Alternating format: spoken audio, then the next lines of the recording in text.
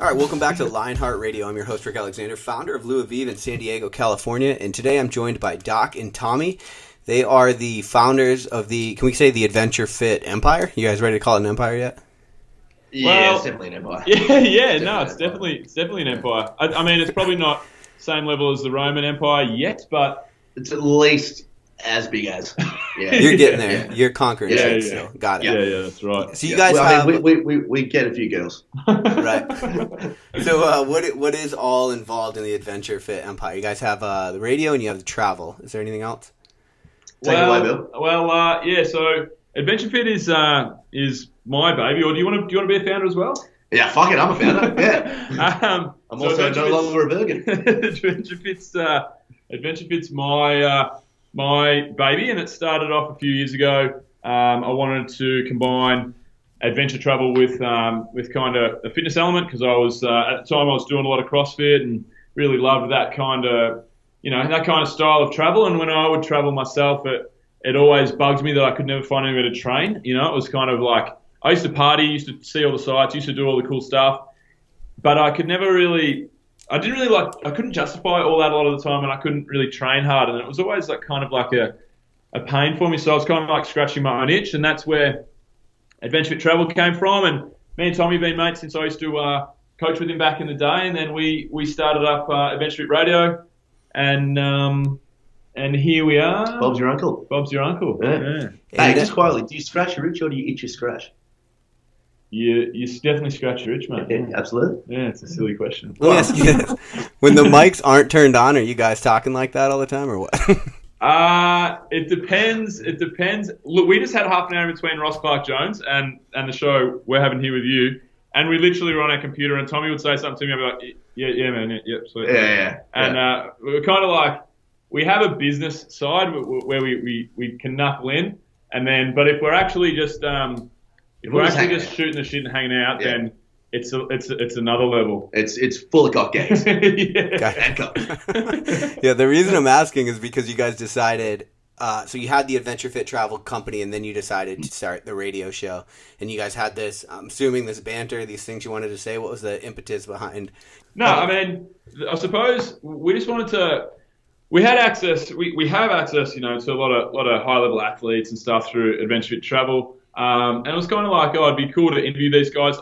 I was a big podcast fan well before we started AdventureFit Radio, but the funny thing is, the show's not really.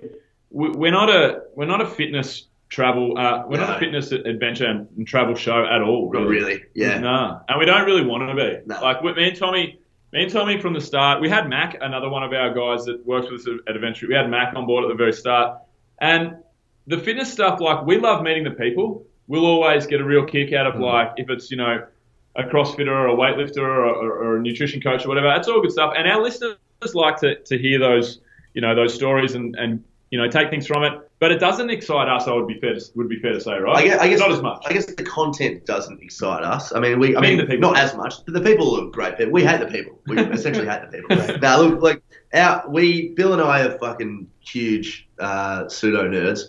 And, we're genuine nerds and pseudoscientists, really. And we're more interested in what makes, like, people tick in weird realms. So we love talking to people like evolutionary biologists, for example, people into mental health and meditation things, and, sort of weird things that we get a kick out of.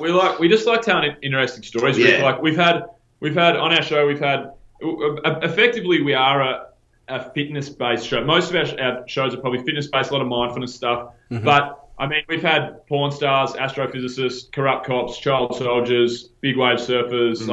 And that's the stuff that, I mean, for me, it's really important to tell interesting stories, in any way, shape, and form. And AdventureFit will continue to do that in audible and video form into the future. Like, it's a big part of, what we're trying to do and tell interesting stories and important stories, So, I mean, yeah, we started off as a, I suppose, a fitnessy show. Sure. We very swiftly became an everything show. Yeah. Right. Did you, I'm actually curious about this too, because that's kind of similar to our evolution as well. We started off in fitness, but I'm too ADD to focus on one thing. So, I mean, I just find myself all over the map. Have you find it hard to niche down on an audience? Have you found that, or have you found people generally are pretty stoked to kind of hear about all these different stories? Well, we have rather narcissistically decided to niche the podcast to ourselves. we have had a couple of especially in the initial stages of the podcast, we had some business meetings regarding who's your audience, what's the demographic you want to sort of target, and all that sort of stuff. And I don't know, Bill and I just kind of looked at each other and go, we just want to fucking target ourselves, because we're so. I mean, the podcast is such a big passion of ours. I mean, it's just the greatest thing ever. We will be doing it, and we are doing it for free. Let alone if we can make a living out of it. But we just want to meet people that are just so passionate and excited about what they do, and more often than not, what they say excites us. So you just heard Bill's sort of example of the variants associated with this podcast, and every single one of them has just dropped my jaw in one way or another, and my pants. Well, you dropped your pants. Yeah, you dropped your pants. And they're adults, so that's good. Yeah, they're adults, exactly. Yeah, well, some of them. Right. To be honest with you, most of them aren't. This is getting weird.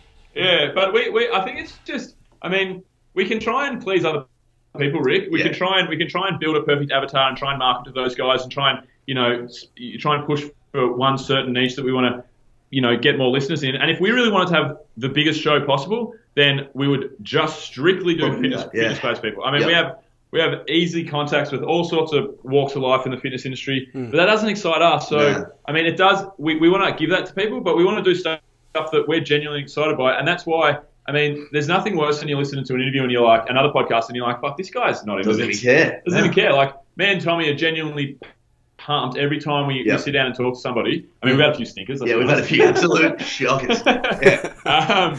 So and they're aware of it. I look at it as art, Rick. It sounds a bit floggish, I suppose, but yeah. No, I think it's definitely. But seriously, but seriously, we used to, at the start, when we would do a 2-hour show or a 2.5-hour show, we would sometimes deliberately kind of subconsciously, we both kind of knew it. We would stretch shows a little longer, so we would split them in two. So we get, because we're excited about getting downloads and how many downloads can we get, blah, blah, blah. But we stopped doing that as well. We're creating a piece of art, like regardless of what form it is, it's a conversation that's going to stick on the internet forever.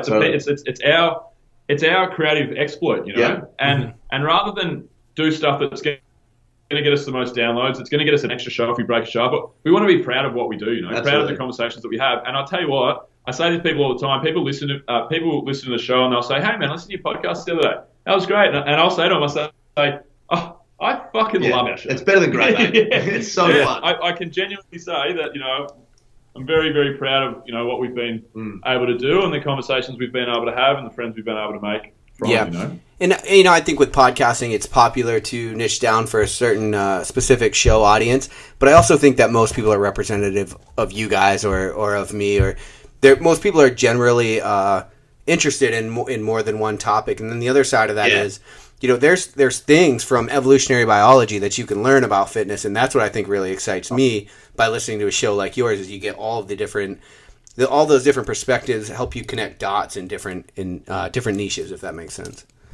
Oh, absolutely. And I mean, like there is like a sort of self-centered approach with my case anyway for the podcasting, is because we get all these people on the show that are, for lack of a better way of saying it, successful people. When you're talking about finances or not, every person we're interested in is a success, and the amount of resemblances and similarities that these people have with little things they do in their lives or things that they just come through and authenticities is just fascinating. So, like, not only do I get to speak to amazing people and make us all laugh and have a shit ton of fun, but I make us all laugh. I've got a pretty good hit. Sorry. No.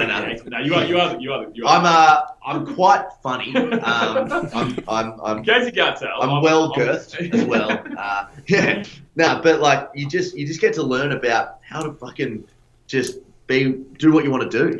It's just there's definitely a means to it as well. Yeah, that's something I appreciate. I think success definitely leaves clues.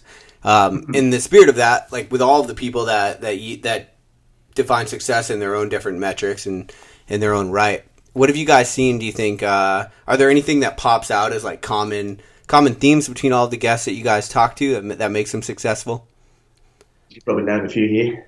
No, look, I mean, when we're talking to fitness, whether it's weightlifting, CrossFit, powerlifting, any sort of other training, I mean, I like to pick the brain of people that have been to the highest level, and I kind of like to figure out how they deal with people, whether it's an athlete themselves and how they deal with their coach, or how they deal with certain aspects of their training, or whether it is a coach. One of the things that I like to ask most is dealing with different people. And I think for the most part, there's always like a real method to their madness. Everyone's got their own way that they do things, but there's always a real method to the madness of like how you deal with certain people and how you get the best out of your athletes. And that, I mean, we're a very light-hearted show. We don't really, it's not like Tim Ferriss where you'll find the three things that really actionable content.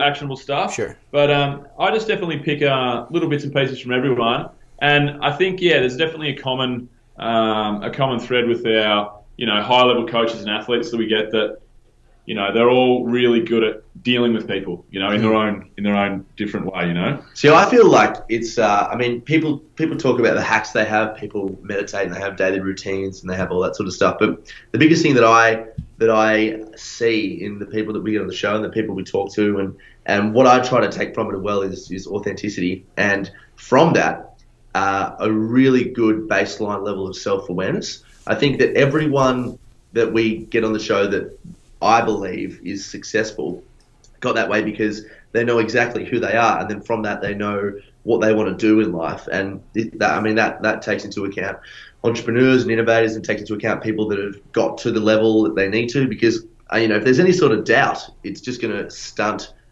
progression. And all these people that we speak to just are so self-aware that they know exactly what they want to do, and they know where they want to go in life, and nothing's going to stop them because it's completely authentic, And I think for me, Bill and I, we always joke that at the start, when we first started doing the show, I mean, I probably took to it a little bit faster than Bill, because I guess I used You're goose, so you didn't have to play a goose. Yeah, I didn't have to play a goose. I was just naturally a very big idiot. But Bill and I, we did have to come into our own a little bit. But getting your voice out there, you have to be true to yourself, because if you say something that is not really you, you're going to cop flack for it, And even if it is you, and you do cop flack for it, you have to be able to stand there and say, no, that's actually what I fucking believe. So if I'm going to, make dick jokes and swear and, say politically incorrect stuff, but also talk about things in the way that I truly am, then I have to know myself pretty well. And I really try to emulate that, which is quite hard to do sometimes. But yeah, successful people, I feel like their self-awareness is really good. Yeah. I mean, there's obviously an element of knowing where you are, right, in the world to know, and you have to be able to map that out, figure out where the hell you want to get, if you know where you want to get, Yeah. Has your life, do you think that, I'm sure you guys have heard, you're the average of the 5 most people you spend the most time with. And, because you guys are constantly doing these interviews, and then because you have it on the travel side as well, have you felt your life constantly leveling up because of that in any way? Yeah, I think so. I mean, the good thing about the podcast is we have the opportunity to rub shoulders with the people that we reach out to. I mean, 95% of the time, probably me and Tommy are both quite high on. We're big fans of them. Totally. So we have the ability to not only rub shoulders and have a conversation, but the nature of our show, we're so lighthearted, we're such gooses, we're actually quite lovable. Yeah. It's very to each other. If you don't say so yourself. Yeah. We walk away as friends, is the point I'm trying to make. As friends with the people that we've interviewed on the show, and that's really great, because we're able to lean on them when we need things from them, and when they can help us and we can help them. Bit of money. For example, Daryl Wade came on the show. He's the owner and founder of AdventureFit Travel, which is one of the biggest travel companies in the world. AdventureFit did 61 clients last financial year. Daryl did 300,000. But he's obviously he's already made it to, where I would love to get to with AdventureFit Travel. That's for me personally, I've Red Bull, Lonely Planet, and Intrepid Travel. They're the three companies I look at and that I want to aspire to be like. And now I'm friends with the founder of one of those. And just this week, it's awesome because I came up with a question that I had, which is basically about tipping on our trips, whether we should do it, whether or not. I wanted Daryl's thoughts. And so I asked him, and Daryl's like, yeah, well, think about it this way. So, I mean, it's great to just make these connections. Oh. I think about that all the time. That's why I hang around with Tommy, I hang around with Mac, one of our other staff. And, I mean, I've got a close group of friends that are just super loose, party animals, a lot of guys that take heaps of drugs still. Oh, yeah. take heaps of drugs still.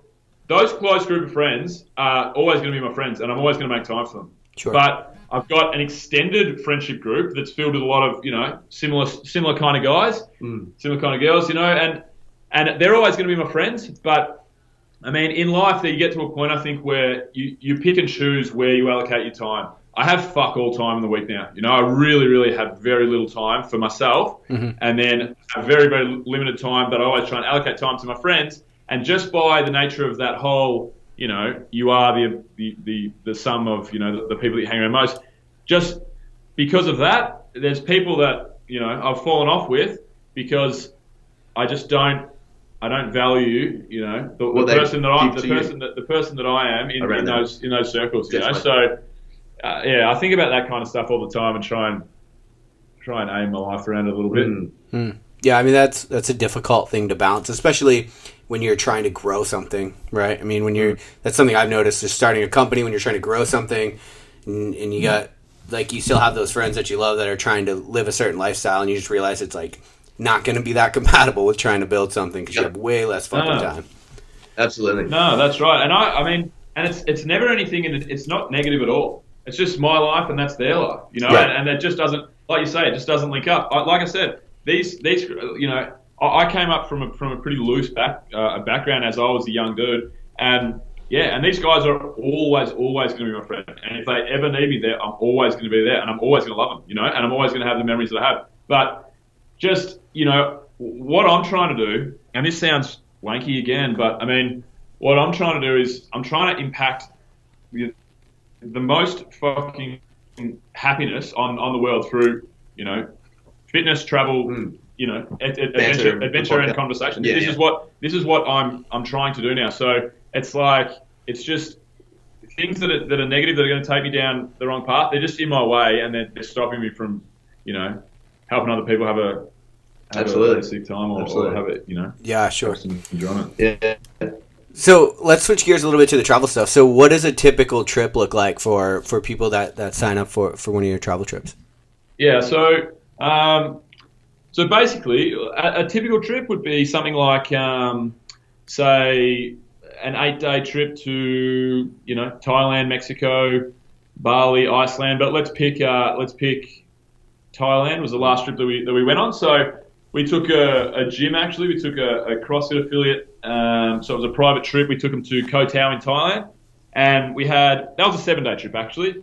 But in that 7-day trip, we had, most days we would train. So we'd go and do some high-intensity stuff, whether it was at a CrossFit gym or whether we'd go down and do a epic workout on the beach in the morning. And then basically we would filter a couple of yoga sessions in there. So, we like to, promote mindfulness and meditation and stuff. So we get a couple of yoga sessions in there throughout the week. So there's always training and there's always the mindful side of it. But outside of that,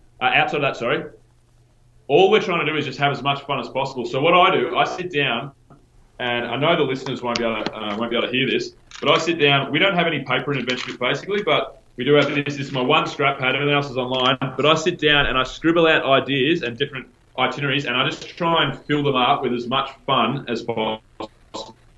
So I'm planning the next trip right now, and it's got day 2 we're going stand-up paddleboard. Day 3 we've got a water sports activity and a beach party. The next night we sleep at Maya Bay where they film the beach, and we sleep on a yacht there. Then day 6 we got a discovery dive. We got an epic hike day 7. Like all these, just as much adventure as you can jam in there. And then we train, we do yoga, and we eat burgers, drink beers, and we just try and have as much fun, really. What would you say about it, Tommy? Well, I think I one of the things I really love about having this fucking job and I'm working with probably my best day-to-day mate. But also too about the trips is that, you know, a lot of fitness adventure trips, you know, kind of things where you're led by someone, then you go, okay, so we're going to do this now, and then we do this now, and then this. Tour guides. Like, tour guides, really. But our trips are different to that, where it's like, we have all these things in place, but if you're hungover from the night before, you just can't be fucked. You don't have to do it. Like, it's just like, you just have the opportunity, like, it's a holiday, just as much as, you know, wanting to do all these things. So, like, one of our awesome, actually, we'll give him a shout out, old mate Craig McCartney. Yeah. He's a four-timer. He's about to be a four-timer. Yeah. Four AdventureFit trips in 16 months. Yeah. He's an absolute legend, and we've had many orgies. We've had a few orgies with him as well. So he's a ripper. We were doing scuba diving.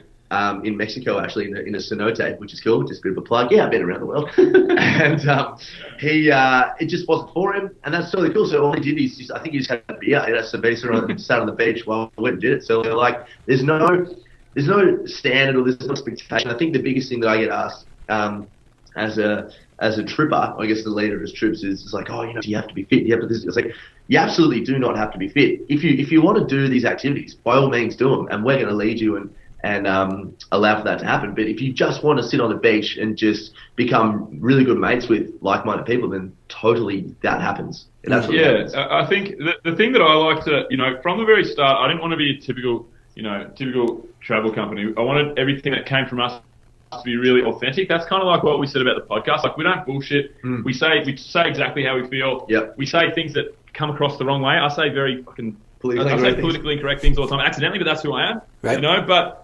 with travel, like when I lead a trip, if I'm doing the briefing, on most trips, you know, I'll sit down and in the briefing, I'll make at least a bit of I'll allude to the fact where we're not your typical tour guides. We're not really tour guides. No. Everything's facilitated. I've got a cocaine habit. We're gonna lead you to all the right places, but we're just facilitators of the fun, and we're your friends. You know, like we're not, and that's how. That's how we try to do it on the podcast as well. Yeah, that's kind of. I mean, I feel like it's authentic. There's no bullshit. We're just a couple of regular guys who like having fun, and we think we're really good. Yeah, we're really good at putting it all together, and that's that show the trip. We've had great response since day one. So. Yeah, for sure. Do you guys head there beforehand and scope out all these adventures to make sure they're not like a bust, or does that ever happen? Well, so the first ever trip, Rick, was to New Zealand, and I'll tell you exactly what happened. So I wanted to go to New Zealand really badly, and I hadn't been there. So I thought, all right, I'm going to start this travel company. I'm going to plan a trip to New Zealand, and I'm going to see if people will pay to come with me. I'm going to see if I can take the piss here. I'm going to see if I can literally take the piss.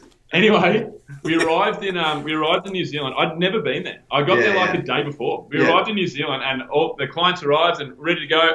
And somebody asked me, they were like, so what are Waitomo Caves like, Bill? And the Tongariro Alpine Crossing sounds great. How many times have you walked it? And I looked at him and said, I've never even been. Yeah. My name isn't even Bill. Yeah. But I'll tell you, Rick, but I'll tell you though, so I realised that that's not, I'm very gung-ho. People ask me how I got the balls to start my own company, and it's not something that I even thought about for less. No. I never thought about it. I didn't think about it for 1 second. No. It was just like, this is what I'm going to do. I'm going to do it. If it doesn't work, it doesn't work, whatever. So I'm very gung-ho in that regard. Don't get me wrong. In a very short period of time, I realized this is not going to cut it. So normally, to answer your question, me or one of my staff will have been to the destination and know it pretty well back to front. If we haven't, then we'll use we've got an in-house travel agent at AdventureFit. We've all traveled extensively. We'll use all of our contacts and everything we can to build the best trip. And now, like, for example, if there's a trip that we haven't been to before, we haven't ran, then we'll get there, say, if it's a 7-day trip, 8-day trip, we'll get there probably 4 days early and do a dry run. So we know absolutely A to B to C to D. We know it back to front, so there's no walking around getting maps out, and it's all professional now. But yeah, at the start, what's the opposite of unprofessional? Unprofessional is g'day. But we also I mean, what I'll do, we did this in Mexico and it works well. It's like we'll be over there, but the day before we just kind of, it's normally two people taking a trip, and Bill and I did Mexico, and for example, he had to leave early on the trip, and so Bill would go, I'd sort of stay with the group, and Bill would go scout out just to make sure all the processes are in line for the next day's activities and stuff, and we'd sort of swap the rollover and all that sort of stuff. So it is quite, it works pretty well in that regard. So to follow up on that first story, did he realize at that moment that he paid for your vacation or what? Yeah, you know what? Everyone realised straight, like pretty quickly. But luckily we never saw him again. Luckily, myself and Wilbur, one of my great friends, we led that trip, and man, we finished that trip. One of the guys got a tattoo to commemorate the trip. I got like, you know, handshakes with tears in their eyes. You know, this is the greatest thing I've ever done. Like, we hit it for 6. I mean, just the team that I've built in AdventureFit, like. I've always said, I mean, nowadays, everything is systemized in AdventureFit. Everything runs like absolute clockwork. And I'm talking like our assistants in the Philippines, the way that we run the trips, everything is on point. But if it wasn't, I genuinely believe that, I mean, unless we killed someone, like, I mean, if you put the right itinerary, the right people, and I mean like staff, the people are always like-minded. They're always going to become best friends. You can't. Yeah, it's hard to fuck it up. Yeah, I mean, if you put the right pieces in place, which we have, we really have, it's never going to be anything but a life changing, or just, you know, fucking trip of a lifetime. And I think especially as well, like people very, very quickly get the trips are maximised at 14 people for it, but people very quickly get the idea that we're not trying to be tour guides. Yeah. Tour guides and people in that respect. We're trying to be your mates that just have an idea of where all these places are and all this sort of stuff. So it gives us a bit of a leeway, not that we use it, but it gives us a bit of leeway in the fact that if we do fuck up or if we arrive somewhere half an hour later, we just have a bit of a joke and a laugh about it, because we're not trying to have this awesome systemized travel company. The back end all is now, but travel's not like that. No, it's not like that. We feel it's like it. I mean, I'm a backpacker. Like I'll admit to it, and I've admitted to it numerous times. I tell all my clients, like, I wouldn't book one of our holidays.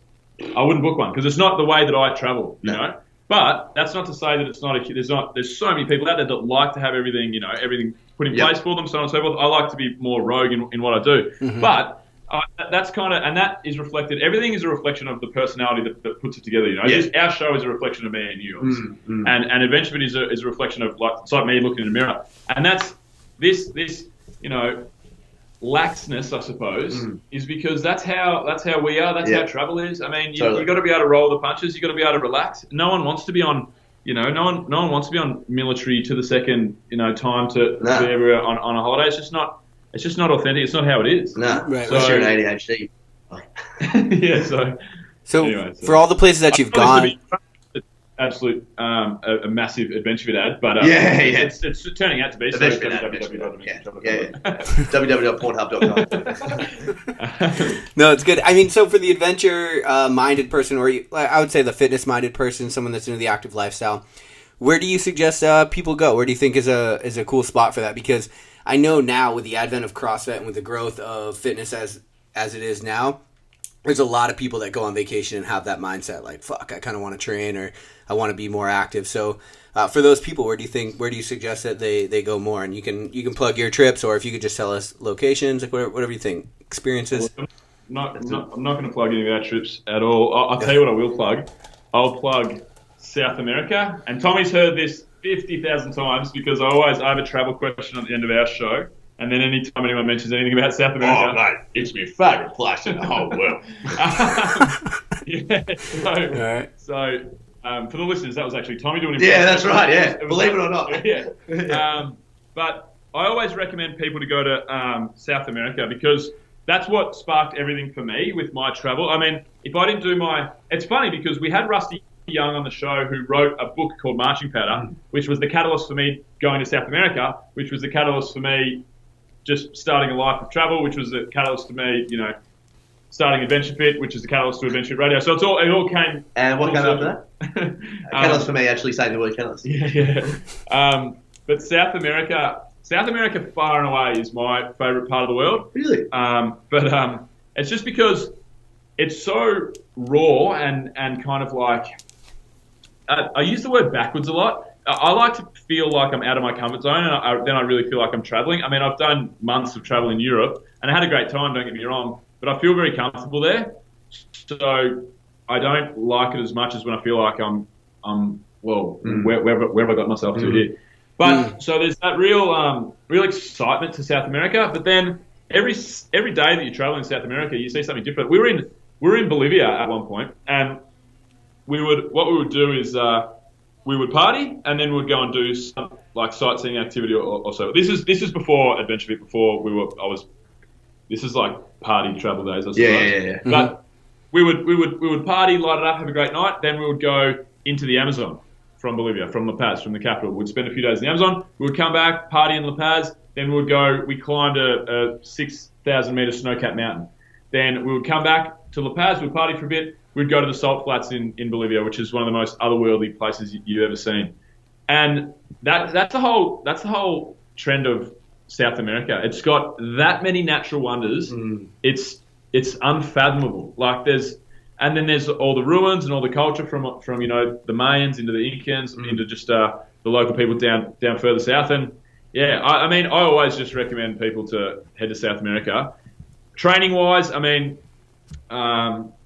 it doesn't have any training benefits outside of other places. But I mean, if you take a skipping rope, then you've got a gym. If you don't take a skipping rope, you've got a gym. You can take a door. Most of your listeners are obviously probably CrossFitters, really for weightlifters and stuff. But I mean, if you want to just get your heart rate up, then 10 minutes max burpees. You've got 10,000 options with your own human body. So that's what I do. I just try and pick the destination, and then nowadays with my travel, I just try and get a blowout in any way, shape or form. And then, I just love South America.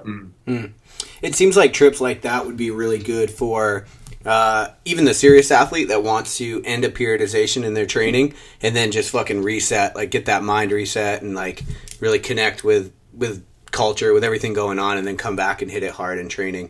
It seems like that would even be a good way to partition something like that.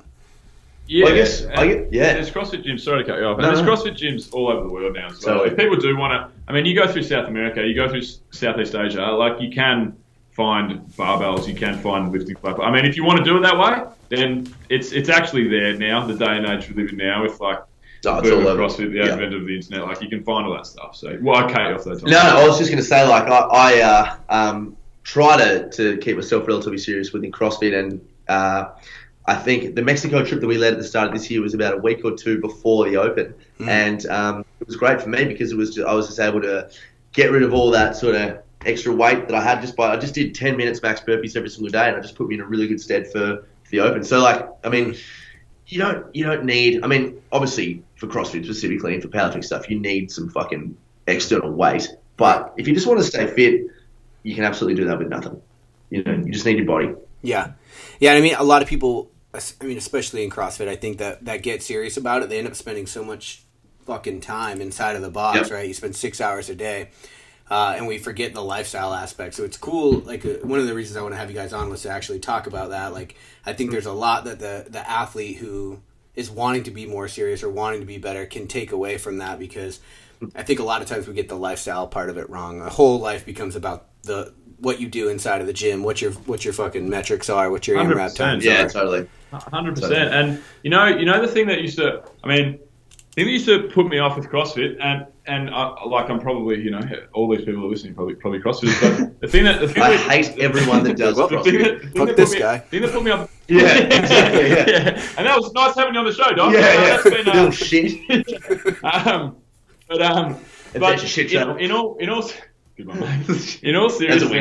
all seriousness, I used to just get put off by. I mean, everybody wants to be fit, wants to be healthy. People are training for regionals, people are training for the games and stuff. But I just saw way too much of people just spending, training legitimately 20 hours a week to be the best athlete in their gym, and that's all well and good. Like, don't get me wrong, but it's just not how I would like to do things. Like, you gotta spend the time in the gym, go and do that. But why the fuck do we do this anyway? It's one aspect of your life. But why do you build an awesome body? Why do you build a cardiovascular system? Why do you build a rig that's strong as fuck and looks good? To go and put it into practice outside. You know what I mean? So like we had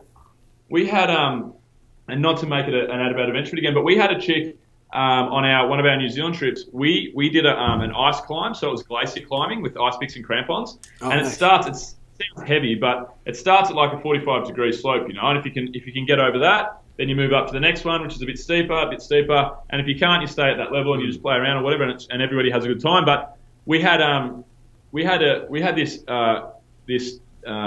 time where we went to the glaciers in New Zealand, and we got lowered down into a blue ice crevasse, like 30 meters, and we climbed out with ice picks and crampons. And we had a chick that could do like 3 bodyweight pull-ups, and she climbed her way out of a fucking 30, I don't know if I said 30 meters before, but like 30-foot crevasse. Yeah. With ice picks and crampons, blue ice. Like it's like hitting into concrete, You can get a purchase of a few mil. And she's a great friend of mine, Lara, now. She's an awesome friend of mine, Lara. Yeah.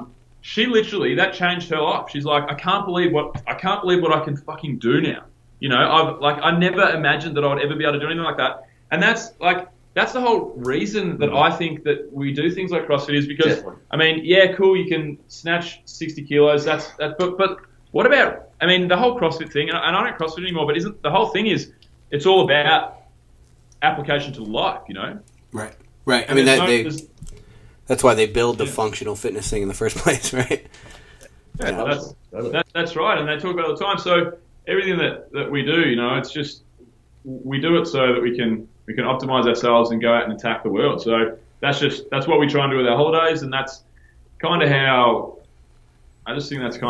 it should be. Yeah, definitely. And do you train in a way that makes you better for these adventures, or do you just train and you just find the crossover? He's a complete bin now. he's literally a tip. Bin to the American listeners is the Australian slang word for a bin. An absolute bin. A real bin of human. A real something you put rubbish in. Tin can packets. But I just train. I went from CrossFit to weightlifting. I took weightlifting pretty seriously for a few years, competed at a decent level there. Then had a bit of time off, and I've been powerlifting lately. I have a rower at my house, and I get my heart rate up probably twice a week. I'm in the gym as an amateur powerlifter. I'm literally I'm not lifting big weights. I'm training to keep a little bit of strength and to make my body look good. I mean, I'm not vain, but everybody likes their body to look good. Yeah. And I get my body looks good, mate. Yeah, thanks, buddy. I get my heart rate up a little bit. For me, it's just a mixture. I've always been competitive in stuff. I grew up playing Australian rules football. That was my competitive thing. I did a bit of CrossFit. That was my competitive thing. I was very competitive in weightlifting. And then now I don't have that. So what I do, I keep myself up and running as far as, keep my strength there a little bit and keep some cardiovascular, some endorphins going through my veins. But I compete in life and business now. I'm trying to, create the most epic company that I can with AdventureFit. And training for me is just a means to feeling good and looking all right. You train for feeling good. Yeah. For me, it's slightly more geared towards making regionals for CrossFit one day. My approach to that is very, very low key. I love doing. I'm 24 right now, but I love the idea of doing CrossFit for the rest of my life because it just makes sense to me. I love the idea of constantly building that understanding that if there's something in my way, I can push forward to it as an application to fear, as an application to building my own business and building the podcast and doing shit like that. But I would love to one day compete on the floor. Think it'd be good. Have you been close? I'm better than Rich Froning. So okay. I came 177th this year in the Open for our region. So long way to go. Okay, we'll just shy away from fitness advice then. Cool. So one of the things. Speaking of bins. Yeah, speaking of bins. One of the things that's really cool, I think, about the experiences that you guys are offering. There's the fitness side of it, but then you mentioned that girl that climbed her way out of the crevasse. I think a lot of people in life they don't necessarily go after what they want, but they don't know what they want because they're so used to their same fucking life where they look at things like climbing out of a 30-foot crevasse. That's like not something that they can do. And once you bring them into these experiences and show them, and they actually do these things for themselves, then they start realizing like, holy shit, I just did that. Like, what else am I capable of? Do you find that these experiences that you bring people on, and probably for you as well, like these backpacking experiences, do you find that they really open up people's aperture and what they're capable of and what their life looks like? 100%. Yeah. I couldn't agree more. I mean, we routinely the trip that I mentioned about Thailand recently in May that we did with the CrossFit Vivid. Some of those guys, they were kind of like older than our normal demographic. There was some guys that were around kind of like the 35 age group, but most of them are probably like 45 to 50 bracket. And we had like 50, 55-year-old men and women that were abseiling down a 40-meter rock face. They were rock climbing all these insane adventures. We had a cliff jumping experience. We did a discovery dive, and every day they would look at me and go, "I've never done that before. I never thought I would be able to do that." And that, see, for me, Rick, and Tommy knows this better than anyone. A lot of the trips, I'm a lot better now, but a lot of the trips in the early days, I didn't really enjoy them. Like, I stressed way too much. In the very early days of AdventureFit, I had a major problem with anxiety. That's why we talk about meditation so much on the podcast, because it's both helped us through our, shit periods that we've had. But I was always like, when I was not really enjoying the trips that much, I was not making any money, and, it was just so stressful. What would keep me going is the fact that I'm getting people stoked on life. I'm making other people really, really, really happy. And that every day, that's how I feel. I used to coach CrossFit, and I used to love that aspect of it. I used to really love helping people and putting a smile on other people's faces. And now, I get that with AdventureFit, and it's cool. It's a really good feeling, and it does brighten up people's day and their outlook on what they can really do as people, I suppose. And it's again like the reason why I love podcasts as well is because you get introduced to all these people that are passionate about so many different things. But with the travel, it's such a good way just to stay humble and open-minded. I mean, there's just like a multitude of things that I could be scared of that I don't even know that I'm scared of, or there could be a fuck ton of things that that's probably the more technical way of saying it, a shit ton of things that like I know that I want to do but haven't done yet, but just constantly, reinforcing that thing that you should never be bored in life. I went through so many years of just OCD and anxiety, and I'd always find that I was bored. And then because of that, obviously my mind went internally and started building on all these anxious symptoms. But in doing what I get to do every day and love it, which is just talking shit with my best mate, getting to meet awesome people, and traveling and staying fit at the same time. Jacking off each other. Yeah. Not each other. Oh no. Wait, no, say that. Wrong crowd. Yeah. Got it. Yeah. Shit. What have I done? Yeah. Well, I mean, you've seen it before. No, but I mean, I'm never bored anymore, and I'm just so lucky to be able to say that, And I don't feel like anyone should be bored. No one deserves to be bored, And if you are, you're wasting your life a bit. Yeah. Well, do you think that comes from just exposing yourself to all these different experiences and conversations, and that's what people should probably strive to do, or?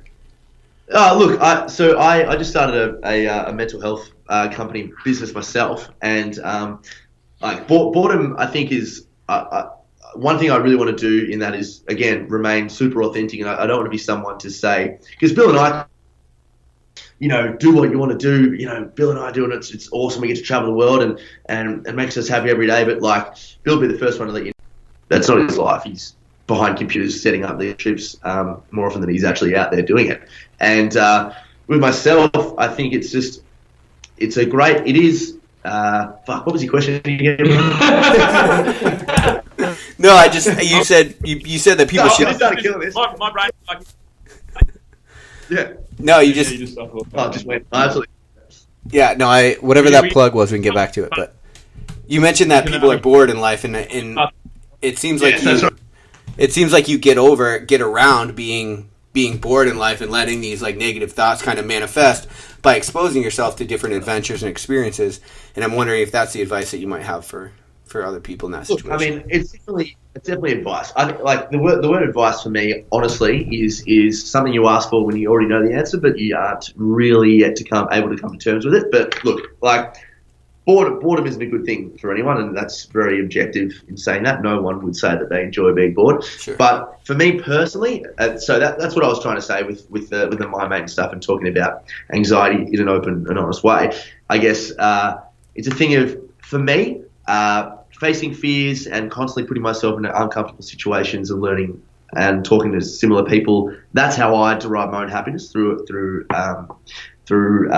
trying to remain humble and self-aware, and then trying to push my barriers. But people can gain happiness through a shit ton of other things. Like, my dad will be the first to admit that he is a man of routine, and he genuinely is quite happy just doing his own thing. So whilst I would give advice, if someone came to us and said, I just don't want to be one of those people that are lying on their deathbed and with any form of regret, then I'd say, well, the only way to get rid of that is to literally do everything in life and try, as best you can. Like, we all shy away sometimes, but try to, push yourself, because then you don't really have much regret. But I mean, it's also your own life, man. And some people don't like travel, and some people don't like, staying fit. And like, I can honestly put up a very good debate as to why that's probably not a good thing, because fitness is closely linked with healthy, happy minds. But this is how Bill and I love our life, and there's a ton of different ways to do it. Yeah, that's cool. So this is a good segue for the Lionheart Kicker, which is the final question, which is actually about advice. But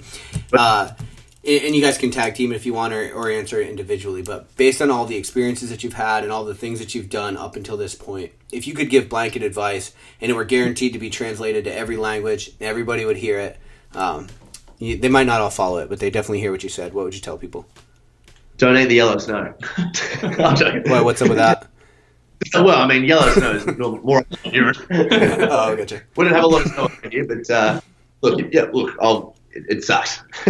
You can start, Tommy. Yeah, for me, I think just going off my own experience, self-awareness and coming to terms with who I was a really big contributor into the happiness. And I would really consider myself a genuinely very happy person now, which is a huge juxtaposition into who I was a couple of years back. But self-awareness, I think, is really important. And there's a ton of ways to practice that, which is the one that Bill and I use is mindfulness meditation, and just being super honest with each other. As mates, like I'll comfortably sit here and say that Bill's my closest friend day to day, but he's also a huge mentor to me, and in many aspects of my life as well, which I'm very lucky for. But self-awareness, because I think happiness, like I said before, is so subjective, and if I don't know who I am at a very, very deep level, then I'm sure as hell not going to know what makes me happy. So in finding out who I am, I get to try to mold a life that is just full of happiness and joy. And I literally devote my current girlfriend into my ability to find my own. And there's no looking back. So just having a true sense of self, I think, is probably my bit of advice. And you mentioned meditation, but do you think that that's the best way that people can kind of begin that journey of trying to become self-aware? Because that's a difficult, abstract thing to do. Yeah. Meditation took me a long time before I started getting anything from it. I came out of a need when I had some pretty serious OCD.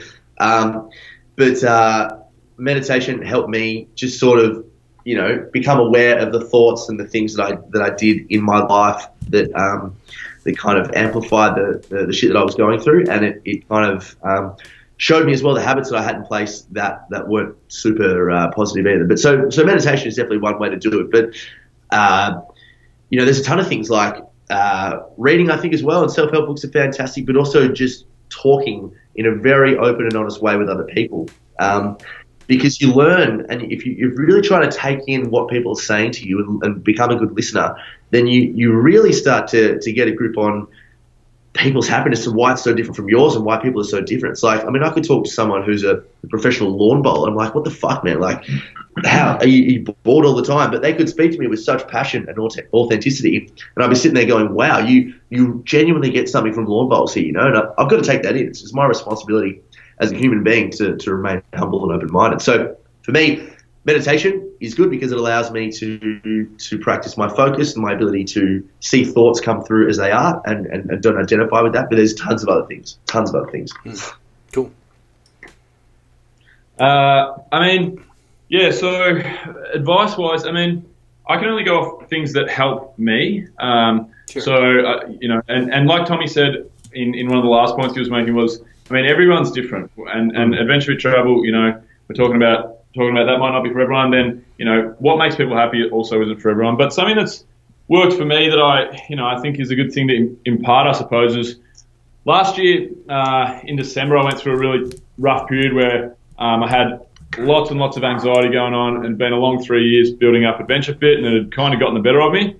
I broke up with my partner at the time. It was my decision. Then it was a terrible decision. I tried to go back and it wasn't working out. Everything kind of crumbled down and came down around me. And I spent a lot of time with Mac, one of our great buddies. We started the podcast with Mac. He works with us at AdventureFit. He's just one of the good guys of the world. I spent a lot of time with Mac. He was kind of like helping me out, mentoring me, I suppose, or just keeping me accountable, trying to get myself back on track. And we sat down at the beach one day and we had a burger and some fish, or maybe it was some fish and chips. I don't know. We went down to the beach. It was over summer, just down in Port Melbourne.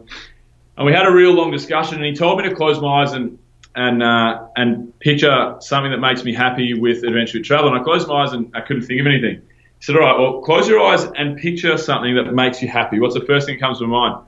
And the first thing that came to my mind was when I helped my buddy. His mum had cancer, and they needed some money for a chemo treatment that wasn't subsidised by the government. So I was like, yeah, that's easy. I'll just do the Great AdventureFit raffle. We won't give it to Beyond Blue this year. We'll just give it to your mum. And I was like, easy, done, solved. And didn't think too much of it, did the raffle. And then when I closed my eyes, that was what I pictured. Because that day I really felt very proud of myself because I'd helped other people. And then through a bunch of other work that me and Mac had done and conversations that we had, I figured out that making other people happy and helping other people makes me the most happy. Like Tommy's given the tip about obviously meditation for, being very self-aware and becoming a better person, really, I suppose. My tip would be gratitude journaling.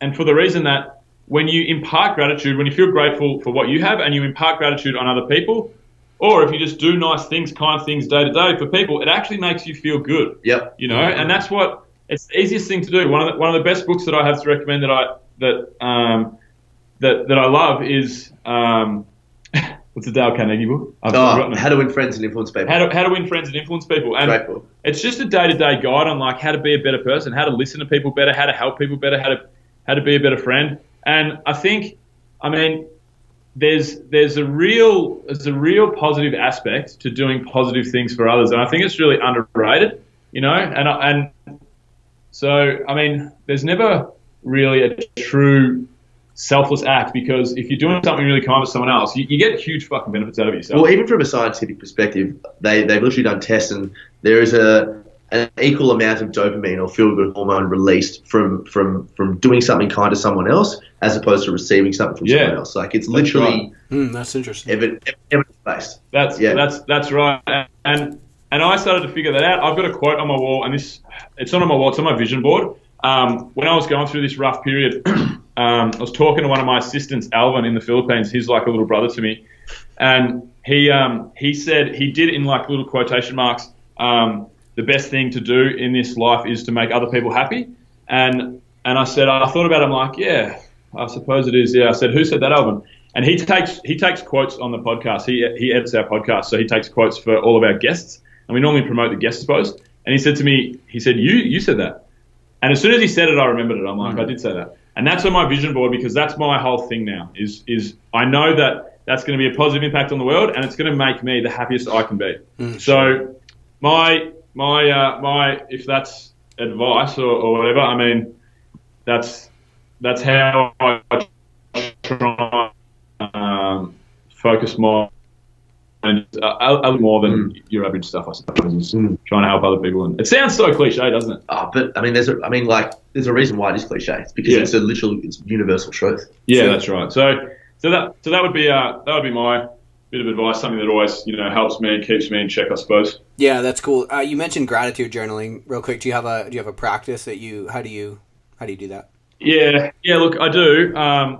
I try and meditate every day, and I gratitude journal probably every second or third day. I'm supposed to do it every day, but it's like wake up, meditate, shower, walk my dog, do this, do that, and I just don't have it in the routine as nailed as I would like. Same. But and I also don't get as much from it as I. It's more of an act to just keep that in my mind that it's a good thing to do, and more, imparted in different ways to be grateful and be nice to people, I suppose. But I literally spend a minute doing it, maybe less. I have a small gratitude journal, and it has lines for 3 things that I'm grateful for. And I sit there, and I'll say, I'm really grateful for Rick for having us on the show yesterday. I had a great time. It might be one tomorrow. Nice. I'm really grateful for...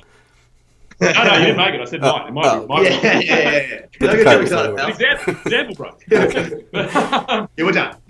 But no. So that's an example. And then sometimes if I'm stuck on things, like if I've got really financial stress in AdventureFit, then I'll kind of like deliberately think about the fact that I've got an awesome apartment that I live 50 meters from the beach, and I've always got food on my plate. So I'll write something about that. And it's always good to actually try and give gratitude to somebody that you don't know as well. Is a big part to play in, like somebody that some part of the life that you live, behind the scenes, somebody's had a real impact on that, and it's always good to give gratitude to them too. But I just very, very short, sharp, but it gets those positive juices flowing in your mind, and it's like when you're learning a snatch for the first time. You've got to snatch 1,000 bars before you'll actually do a decent snatch. It's the same with positive thoughts. If you relay positive thoughts, then those neural pathways get stronger and you're a happier person, Totally. Yeah, absolutely. That's cool. So for people that are listening to this and want to follow along with your journey, happen to appreciate your kind of banter and entertainment that you have, how can they do that?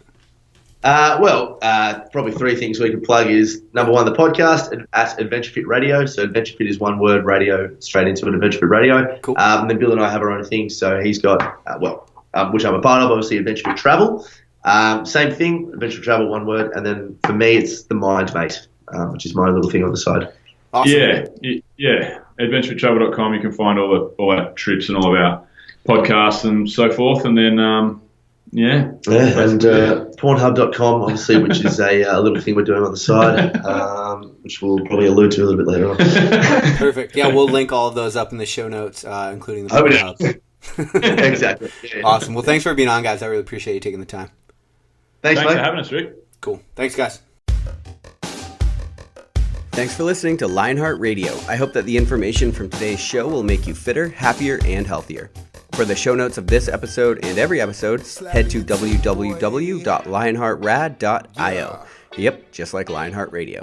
And please, if you have the time, head over to iTunes and give us a 5-star rating. It really helps us to know that we're on the right track and delivering you reliable information and value. As always, feedback is welcome. If you have any comments on the show or would like to suggest a guest, send me an email at rick@luavive.com. That's LUAVIVE.com. Thanks for your support, and we will see you next time. Bitch, I feel good. Don't I look stupendous? My shine is so endless, and shit you can do to end this. Even when I'm dead, niggas still gon' bump that chip shit. Coke, white, Escalade on cinches for you dipshit. So you won't forget this. Midwest nigga be the coldest. Cleveland.